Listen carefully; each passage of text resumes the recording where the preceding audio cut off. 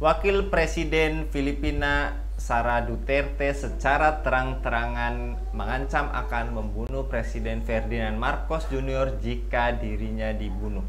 Ancaman tersebut disampaikan melalui siaran Facebook pada hari Sabtu 23 November 2024 dilansir dari Al Jazeera. Duterte menyebut Marcos sebagai pemimpin yang tidak kompeten dan seorang pembohong. Ia mengatakan telah memerintahkan seseorang membunuh Marcos, ibu negara Liza Araneta, dan ketua DPR Martin Romualdez jika dirinya terbunuh. Apa yang sebenarnya terjadi di balik ketegangan antara keluarga Duterte dan Marcos? Apakah ancaman Wapres Duterte ini merusak stabilitas politik Filipina? Apakah hubungan politik yang penuh ketegangan ini memengaruhi masa depan Filipina? Untuk membahasnya kami terhubung dengan pengamat hubungan internasional Bung Budi Mulyana. Kita sapa terlebih dahulu. Assalamualaikum warahmatullahi wabarakatuh, Bung Budi. Waalaikumsalam warahmatullahi wabarakatuh. Baik, Bung. Menurut Anda apa yang sebenarnya terjadi di balik ketegangan antara keluarga Duterte dan Marcos ini? Apakah ancaman Wapres Duterte ini mengubah peta politik Filipina? Ya, memang apa yang terjadi di Filipina ini kan buah dari koalisi besar ya, kalau kita mau sebut. Eh, Mereka menggabungkan dua dua dua rezim atau dua keluarga ya. Marcos Ferdinand Bombong Marcos yang memang dia anak dari Presiden Marcos yang dulu berkuasa yang cukup lama, yang kemudian juga digulingkan, tetapi sekarang dia berhasil memulihkan nama baik keluarga dan bisa kembali berkiprah dalam politik Filipina dan akhirnya menang dan berkoalisi dengan Sara Duterte, dia anak dari Duterte ya, Presiden Filipina sebelum Marcos ini gitu. Dan tentu di awal mereka berkoalisi ini kan untuk bisa mendapatkan dukungan yang signifikan, yang besar dari masyarakat Filipina, dan itu yang kemudian akhirnya mereka dapatkan ya. Mereka di tahun 2022 itu mendapatkan kemenangan yang besar karena memang eh, apa namanya mereka adalah representasi politik ya dari mayoritas masyarakat Filipina gitu. Nah, cuman kan bulan madu itu tidak lama ya. Bahkan memang menjelang menjelang pemilihan pun sudah ada gesekan-gesekan atau ketegangan-ketegangan yang diawali dengan beberapa kasus ya, dengan Apollo ini terkait dengan masalah eksploitasi anak dan seterusnya ya. Akhirnya kemudian dilakukan penangkapan dan ini menimbulkan kemarahan dari Duterte gitu. Karena eh, gereja ini kan berada di Davao, Filipina, dan kita tahu bahwa eh, basis massa atau basis kekuatan dari keluarga Duterte itu kan di Davao. Dulu bapaknya kan wali kota di sana. Kemudian juga Sara Duterte juga kan sebelum dia menjadi wakil presiden, dia menjabat dua kali sebagai wali kota di Davao. Termasuk juga wali kota sekarang itu juga saudaranya Sara Duterte gitu. Ini awal kemarahan dari Sara Duterte terhadap Ferdinand Bongbong Marcos. Belum lagi ketika ada apa namanya kasus apa namanya penahanan ya kepala staf dari Sara Duterte, Zuleika Lopez, karena dianggap menghalangi penyelidikan Kongres atas kemungkinan penyalahgunaan anggaran yang dilakukan oleh Sara Duterte sebagai wakil presiden dan juga sebagai dia akan merangkap ya wakil presiden dan menteri pendidikan gitu. Eh, itu juga menimbulkan kemarahan dari Sara Duterte.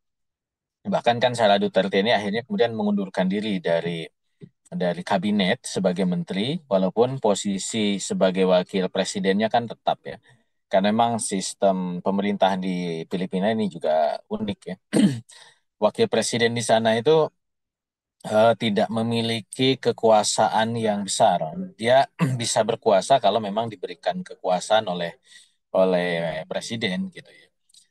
Dan pada masa siapa Bongbong Marcos ini, Sara Duterte kan diberikan jabatan sebagai Menteri Pendidikan dan juga eh, apa namanya jabatan lain ya yang dianggap cukup bisa dijalankan oleh Sara Duterte. Cuman karena memang ada ketegangan itu, akhirnya kemudian Sara Duterte mengundurkan dari kabinet walaupun posisi sebagai wakil presidennya itu tetap. Dan inilah yang kemudian terakumulasi hingga akhirnya puncaknya kan Sara Duterte menyampaikan pidato politik ya. Pidato politik yang secara terang-terangan dia apa namanya akan membunuh gitu eh, Presiden Ferdinand Bongbong Marcos kalau dia terbunuh gitu ya.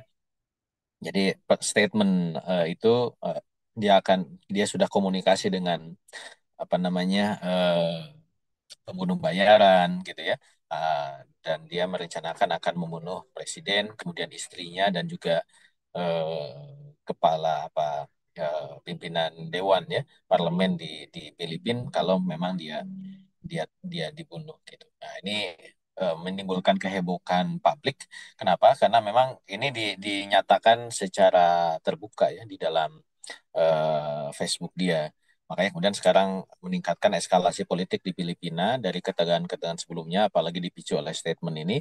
Dan memang akhirnya kemudian Komando Keamanan Presiden itu sedang melakukan ya berkoordinasi lah dengan penegak hukum di Filipina untuk eh, mendeteksi, mencegah, bahkan kemudian bisa bisa bisa ya mungkin menangkap ya. Nah, ini kita kita lihat bagaimana kemudian situasi politik berikutnya di Filipina. Kurang lebih itu gambarannya Mas Ya. Anggi ya, yang kita bisa lihat di Filipina belakangan ini. Menurut Anda, Bung Budi, apakah ancaman Duterte terhadap Marcos hanya gertakan atau ada potensi eskalasi lebih jauh, Bung?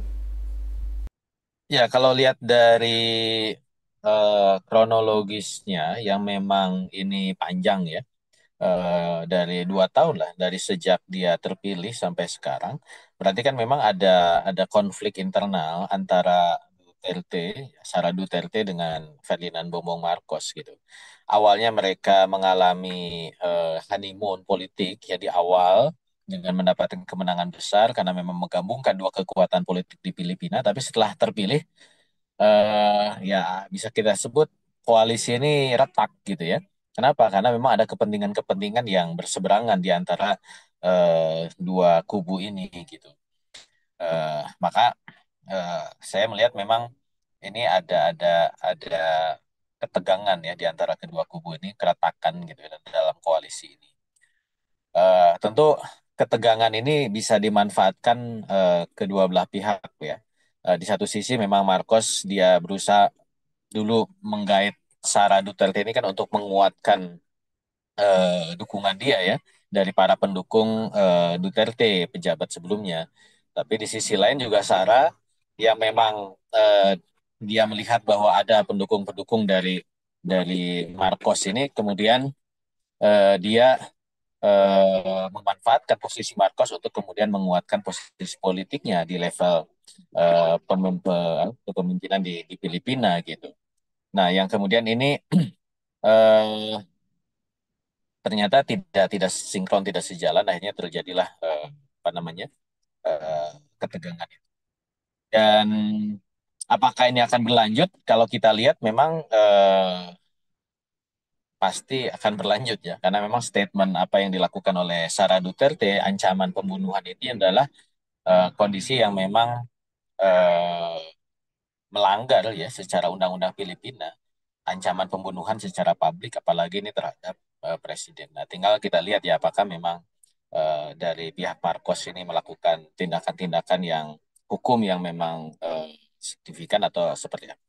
Itu, Mas. Dan bagaimana seharusnya masyarakat Filipina serta dunia melihat fenomena politik di negara tersebut, Bung? Apakah ini sebuah peringatan kegagalan politik demokrasi sekaligus ancaman nyata, Bung?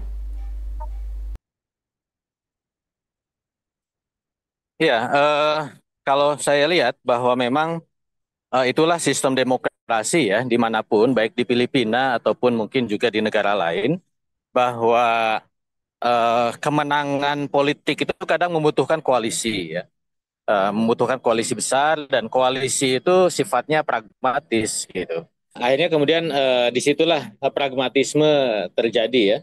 Pragmatisme terjadi, mereka berkoalisi karena memang ada kepentingan-kepentingan sesaat yang diraih. Nah, cuman problemnya adalah ketika akhirnya mereka berkuasa, disitulah kemudian eh, ya kepentingan-kepentingan itu tidak selalu sejalan gitu. Muncullah ketegangan, keretakan, akhirnya kemudian ya bisa jadi koalisi itu bubar, bahkan terjadi semacam ya bisa konflik politik secara meluas gitu. Tentu yang jadi korban adalah masyarakat ya. Akhirnya eh, biaya besar untuk pemilihan elit ya dengan sistem demokrasi itu tidak selalu membuahkan pemimpin yang kuat, pemimpin yang bisa menjalankan roda pemerintahan secara stabil, tapi karena memang dibangun atas kepentingan, maka apa namanya sistem demokrasi itu akan membuka ruang ya konflik yang bisa jadi konflik itu berkepanjangan karena memang ada perbedaan-perbedaan kepentingan di antara pihak-pihak yang berkoalisi. Itu Mas Anggi. Baik, jazakallah Bung Budi untuk pemaparannya pada kabar petang kali ini. Jadi ini memang ancaman serius bahwa kegagalan demokrasi telah nyata. Jazakallah sekali lagi Bung Budi, mudah-mudahan Bung Budi senantiasa dilindungi oleh Allah Subhanahu wa taala dalam setiap aktivitasnya.